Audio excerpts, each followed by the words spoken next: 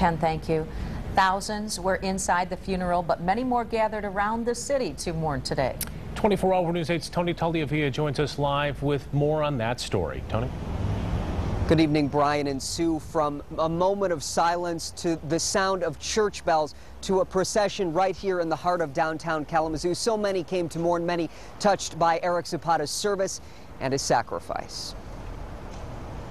There's no reason for not coming out to honor somebody that was brave enough to protect us. Melissa Bowen hopes to serve alongside those brave men and women. She was in a criminal justice class last week when she heard an officer had been shot and killed. Honestly, the very first thing that hit my mind is this could happen to me in 10 years. But the mother of 3 says the shooting will not deter her from becoming an officer. I wouldn't want to leave my family, but at the same time, you know, he was protecting hundreds of families in the Kalamazoo area. It was that protection that struck Chan Pratt. He watched Eric Zapata's casket pass through downtown Kalamazoo beneath an American flag. Pratt knew the officer. I was overtaken by the fact that these brave men and women do this every day, 24 hours a day without even thinking about it.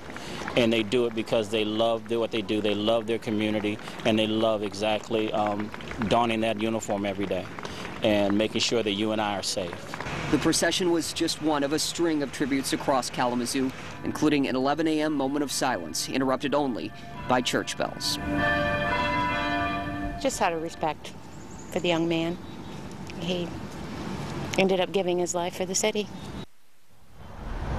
That sentiment echoed by so many today, people who knew Eric Zapata and people who only knew his sacrifice. Live in Kalamazoo, Tony Tagliavia, 24-Hour News 8. Thank you, Tony, and stay with us. Our coverage continues. A look at how other police and fire departments stepped in to protect the city of Kalamazoo today.